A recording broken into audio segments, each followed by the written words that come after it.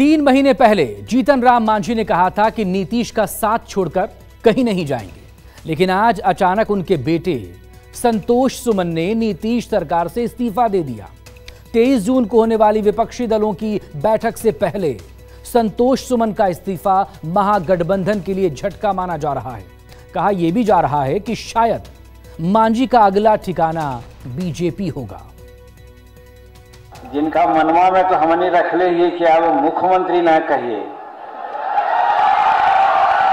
अब प्रधानमंत्री कही तो ज्यादा अच्छा लगता है।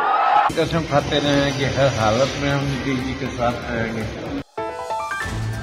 9 महीने पहले जो नीतीश कुमार को प्रधानमंत्री बना रहे थे, 3 महीने पहले आखिरी सांस तक सुशासन बाबू के साथ रहने की कस्में खा रहे थे, उन्हीं जीतन राम मांझी के बेटे ने सुशासन बाबू को बदनाम कर दिया।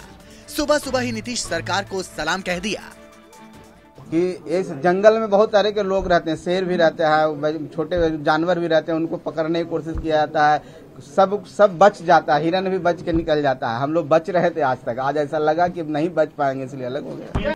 साल 2 साल भी नहीं बीते, कितनी जल्दी बदल गए चेहरे। आग जब फैली आशियाने में, दोस्त मेरे ही हवा देने लगे। जीतन राम मांझी के बेटे ने नीतीश सरकार से उस मोड़ पर किनारा किया जब सुशासन बाबू बीजेपी के खिलाफ 2024 की जंग के लिए नए असलहे ढूंढ रहे थे। 10 दिन बाद ही नीतीश कुमार के न्योते पर पटना में दर्जन भर से ज्यादा विपक्षी नेताओं का जुटान होना था।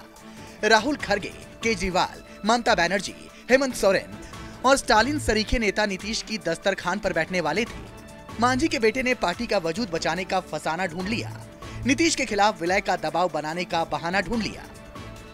और हम अगर मंत्री के रूप में भी अलग हो करके भी महागठबंधन में रहना चाहते हैं, तो अगर वो नहीं रहना चाहते हैं, 2 बड़े पार्टी है, जनता दल यूनाइटेड और राष्ट्रीय जनता दल, अगर ये 2 पार्टियां नहीं रखना चाहेगी, आपको नहीं तवज्जो देगी, आपको नहीं बुलाएगी, आपको पार्टी के रूप में नहीं मानेगी, तो कैसे हम महागठबंधन में रहेंगे? आप बताइए। हमारा अस्तित्व खतरे में, अगर कोई हमको कहे कि आप विलय कर जाइए, तो मेरे पास क्या उपाय है, क्या ऑप्शन है?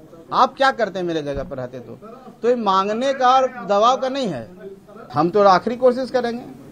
अब महागठबंधन के साथियों को निर्णय करना है कि वो क्या करते हैं। हम तो उनके पाले में गेंद कर दिए। मेरी इनिंग थी, एक इनिंग समाप्त हुई, नई इनिंग के लिए हम तैयार हैं। स्वार्थ में छोड़कर गया वही, मुझ पर इल्जाम धर गया वही, जंग जिसके लिए हुई सबसे, गोद में दुश्मनों के बैठ गया वही। लाल किले की लड़ाई में नीतीश कुमार का चेहरा चमकाने में जुटी जेडीयू को मांझी के इस्तीफे से झटका तो जरूर लगा, लेकिन जख्म दिखलाने का कोई फायदा नहीं था। सियासत में ऐसा कायदा न था। कठौते को लोटा साबित करने की होड़ लग गई। नीतीश के कारकुनों में मांझी के वजूद को झुटलाने की होड़ मच गई। उनको तो हमारे नेता माननीय मुख्यमंत्री जी ने अपनी कुर्सी तक दे दी, मुख्यमंत्री जी के मुख्यमंत्री पद उनको दिए, तब इससे बड़ा और सम्मान क्या हो सकता है? उनको तो इतना नहीं, नाराजगी कोई नाराजगी नहीं। ऐसा महागठबंधन में जितने भी दल शामिल हैं, उसमें सभी का विचार विमर्श सब उसके अनुसार काम होता है। जीतन राम मांझी नीतीश कुमार की मेहरबानी से ही पहली बार बिहार के मुख्यमंत्री बने थे और नीतीश का भरोसा टूटने के कारण ही वो बेआबरू होकर कुर्सी से उतारे भी गए। इस बीच गंगा में बहुत पानी बहा। कभी नीतीश ने पाला बदला, कभी मांझी ने पाला बदला। महागठबंधन सरकार में शामिल होने के बावजूद मांझी नीतीश के ही करीब रहे, नीतीश का ही गुणगान करते रहे। ऐसे में जब मांझी ने यू टर्न लिया, आरजेडी को भी बोलने का मौका मिल गया। लालू की पार्टी के लोग मांझी की निष्ठा पर सवाल उठाने लगे, पुराने बयानों की याद दिलाने लगे। कप्लनिंग का आरोप एक एक्सक्यूज हो सकता है।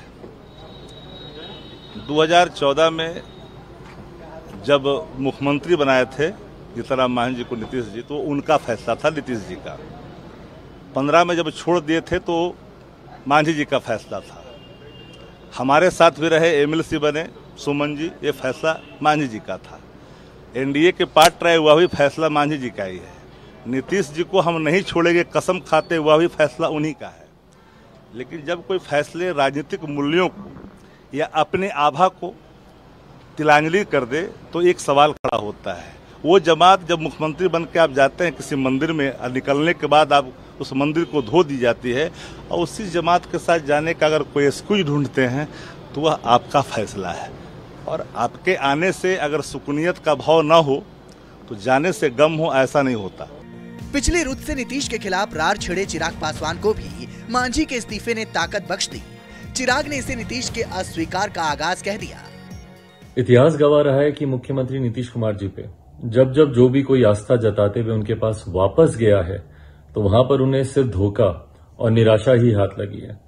मांझी जी का इस्तीफा पुनः इस बात को प्रमाणित करता है कि किस तरीके से मुख्यमंत्री जी दलित समाज से आने वाले लोग, पिछड़ा वर्ग से आने वाले लोग, समाज के गरीब वंचित वर्ग से आने वाले लोगों को सिर्फ अपमानित करने का ही काम करते हैं। जहां एक तरफ मुख्यमंत्री जी विपक्षी एकता का नारा बुलंद करने में लगे हुए हैं, ऐसे में कब उनके नीचे से ही जमीन खिसकती जा रही है, संभवतः शायद उनको इस बात का एहसास ही नहीं हो रहा।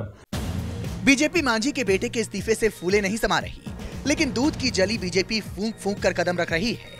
वो महागठबंधन में मांझी के अपमान का इल्जाम तो लगा रही है, नीतीश कुमार पर कुनबे को संभालने में नाकाम रहने का इल्जाम भी जड़ रही है, लेकिन ये कहने से बच रही है कि आखिर मांझी ने किसके इशारे पर बेटे का इस्तीफा दिलवाया।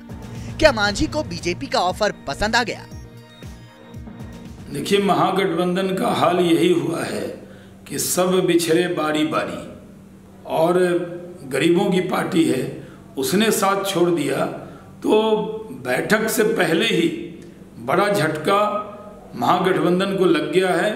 कोई कितनी कोशिश कर ले, कुछ होने वाला नहीं है। लालू जी, नीतीश जी अब तन्हा तन्हा रह गए, बाकी सब उनको छोड़कर जाने वाले हैं। और बिहार की जनता ने भी महागठबंधन को पूरी तरह छोड़ दिया है। लोकसभा के चुनाव में इसका पता लगेगा। आज संतोष मांझी का इस्तीफा यह साफ संकेत है कि महागठबंधन में भारी दरार है। राजनीति के मजे हुए खिलाड़ी जीतन राम मांझी फिलहाल नीतीश कुमार से नाराज चल रहे हैं। वजह है कि सुशासन बाबू ने दिल्ली की सियासत में खुद को मजबूत करने की खातिर 23 मई को पटना में जो बैठक बुलाई है, उसमें देश भर के नेताओं को न्योता मिला, लेकिन मांझी को पूछा तक नहीं गया। पर यह भी बेवजह नहीं हुआ। जीतन राम मांझी 2024 के लोकसभा चुनाव में अपनी पार्टी के लिए 5 सीटों की मांग कर रहे थे, जिसे नीतीश और तेजस्वी ने उनकी सियासी हैसियत से बहुत ज्यादा बताकर खारिज कर दिया। कैमरामैन ऋषि के साथ सौरभ कुमार, पटना, न्यूज़ 24।